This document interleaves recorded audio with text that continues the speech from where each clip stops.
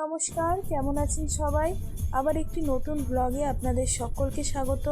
আজকের দিনটা রবিবার, তাই ভাবলাম সকাল সকাল কোথাও থেকে একটু ঘুরে আসা যাক।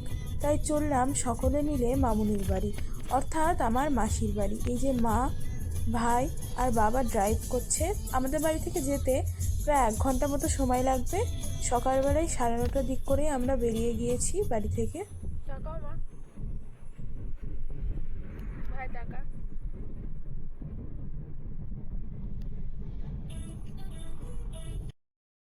অবশেষে প্রায় 1 ঘন্টা পরে আমরা পৌঁছে গেলাম কাঁদিতে।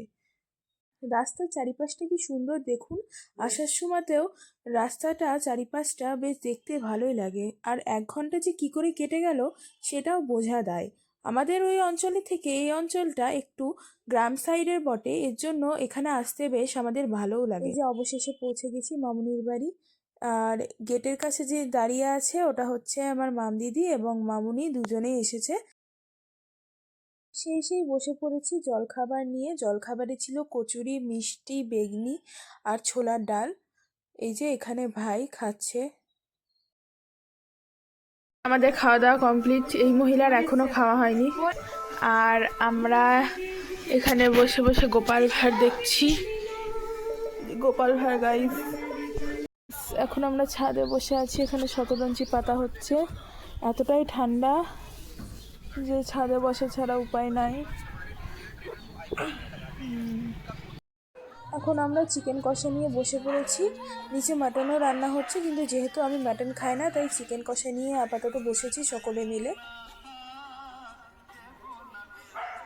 গাইস, এখানে এখন নেল পালিশ পরা চলছে।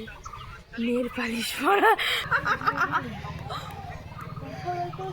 আগে শিখিয়েছিলাম তো কথা বলতে। হ্যাঁ, নেল পলিশ। এখন বাজে দুপুর 2টো এবং আমরা খেতে বসে পড়েছি। খাবারে আজকে ছিল সাদা ভাত, শাক, মাছ, চিকেন আর মাটন। বিকেলবেলায় এখানে মাম দিদি আমাদের জন্য কিছু একটা সারপ্রাইজ অ্যারেঞ্জমেন্ট করেছে। ওয়াও, পেস্ট্রিজ, সো টেস্টিস।